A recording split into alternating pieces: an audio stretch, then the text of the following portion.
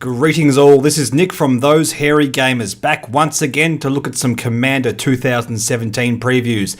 This is the last batch of reveals, we now have the full set spoiled, let's dive right into it. The theme of today is Wizard, and these are the three potential commanders that come in the deck. First up, we have Mareseal, the Pretender. Cost 1 generic, 1 blue, 1 black, 1 red. A legendary 4/4 human wizard. When Mareseal the Pretender enters the battlefield, you may exile an artifact or creature card from your hand or graveyard and put a cage counter on it. Mareseal the Pretender has all activated abilities of that card you own in exile with the cage counter on them. You may activate each of those abilities only once each turn. So if I'm reading this right, if you have any way of getting him in the battlefield over and over again, probably most commonly making him the commander and bouncing him to and from the commander zone, you can do this over and over again. So this is really powerful escalation. If he gets removed, he can come back even more powerful every time, and that's quite terrifying. I feel like a commander deck could be very easily built around this guy, especially when we're playing artifacts or creatures with activated abilities that are quite strong. Next commander we have is Inala, Archmage Ritualist. Cost 2 generic, 1 blue, 1 black, 1 red. She is a 4/5 legendary human wizard. She has an Eminence ability. Whenever another non-token wizard enters the battlefield under your control, if Inala, Archmage Ritualist is in the command zone or the battlefield, you may pay 1. If you do, create a token that's a copy of that wizard. That token gains haste and exile it at the beginning of the next end step. She also has the activated ability, tap 5 untapped wizards you control, target player loses 7 life, which is, it's brutal. So I really like this Eminence ability. It means you can double up on your wizards, and if they have powerful static effects, it means whatever that static effect is gets doubled up, which is really, really cool. And yeah, tapping 5 wizards to just do 7 damage straight to someone's face, this is good for a go-wide deck. Her Eminence ability helps you go wide, and her activated ability benefits from going wide. Very cool. Next we have Kess, Descent Mage. Cost 1 generic, 1 blue, 1 black, 1 red. She is a 3/4 legendary human wizard with flying. During each of your turns, you may cast an instant or sorcery from your graveyard. If a card cast this way would be put into your graveyard this turn, exile it instead. So this is interesting. It kind of reminds me of Giza and Geralt from Eldritch Moon, the wizard that lets you play zombies out of your discard pile. Being able to double up on all of your instants and sorceries can be really powerful, especially in Commander where you can only have one of each of those cards. So this is quite cool. It means you get double the potency out of any instance or sorcery potentially you put in this deck.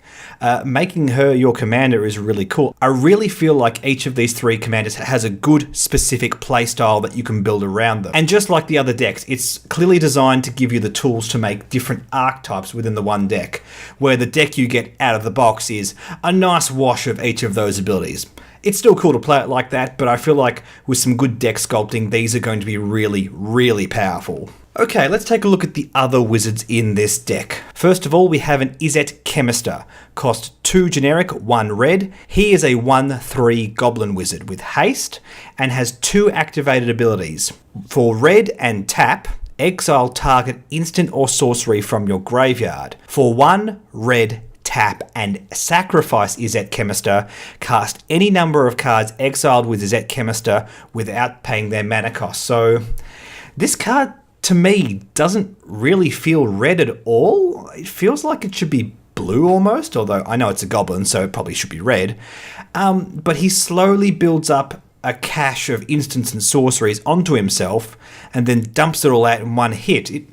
It doesn't feel like a red strategy for me. It's pretty cool. I don't know about the speed of it, having to spend that mana over and over again, but it could be potentially quite cool. If you have an instant and sorcery heavy commander deck, which a lot of cards in this deck clearly are meant to be built around, which is an interesting concept. Next we have Galecaster Colossus, cost 5 generic and 2 blue. Now he's only a 5/6 creature, which seems a bit overcosted, but when you look at his ability, tap an untapped wizard you control. Return target non-land permanent you don't control to its owner's hand.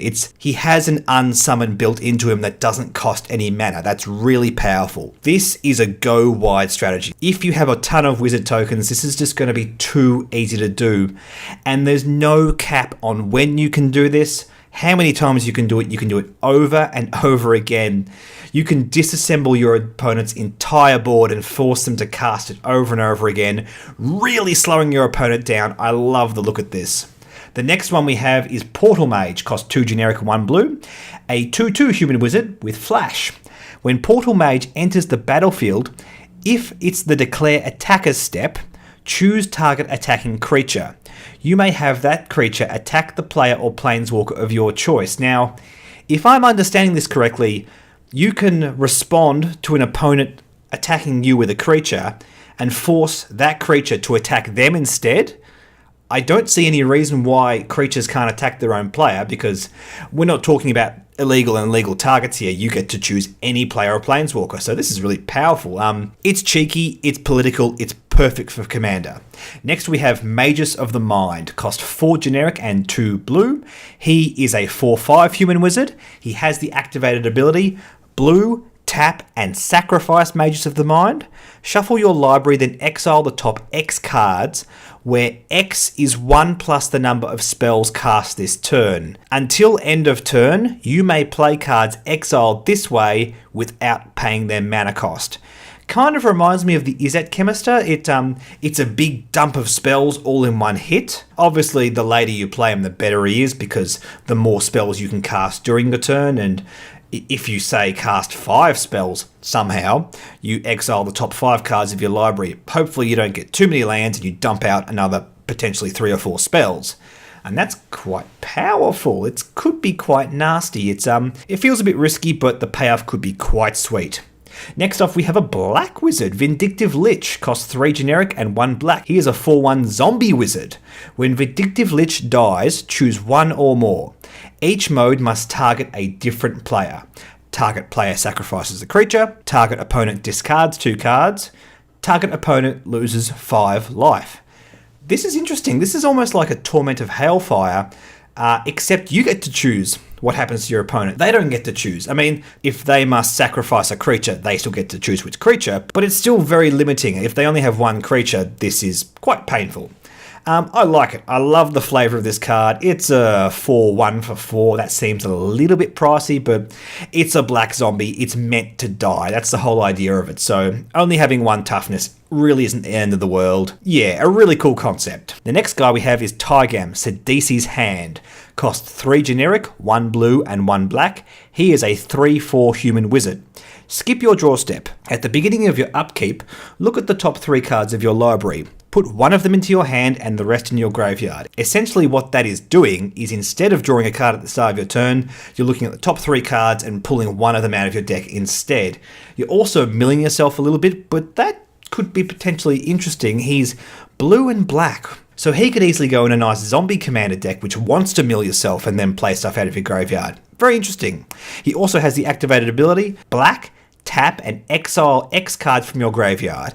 Target creature gets -X until end of turn. Cool, so once again, he's clearly designed to mill your own deck and get the advantage out of milling. If you have a bunch of, say, lands in your graveyard, you're never going to get them back. You use them for his ability and you destroy creatures left, right and centre. A lot of fun. Alright, moving on to the non-creature spells. Next we have Shifting Shadow.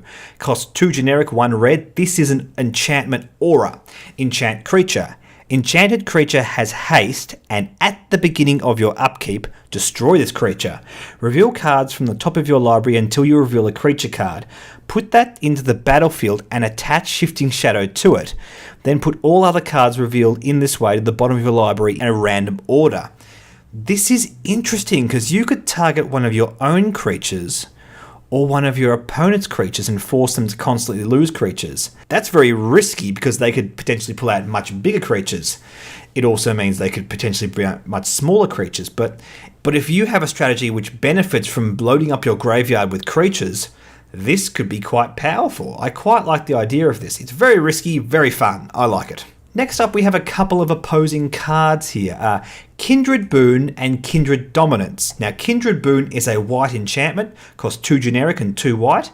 As Kindred Boon enters the battlefield, choose a creature type. It has the activated ability, 1 generic and 1 white. Put a divinity counter on target creature you control of the chosen type. Creatures you control with divinity counters on them are indestructible. Very cool, very cool. So things like board sweeps and damage and that kind of stuff can't kill your creatures. Very cool.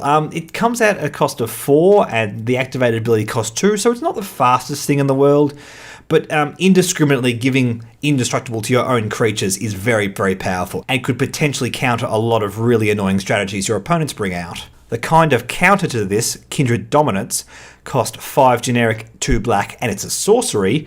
Choose a creature type, destroy each creature that isn't this type. This is nuts. This is absolutely bonkers. In any Trouble Commander deck, this just wipes all of your opponent's board and none of your own. It's a 7 cost board sweep, but it's a really, really good solid board sweep. Nice. And there you have it, guys. That is all of the new cards for Magic the Gathering Commander 2017. Thanks for watching this series of reveal videos. I've had a lot of fun making them. I will catch you guys in the next video. See you later.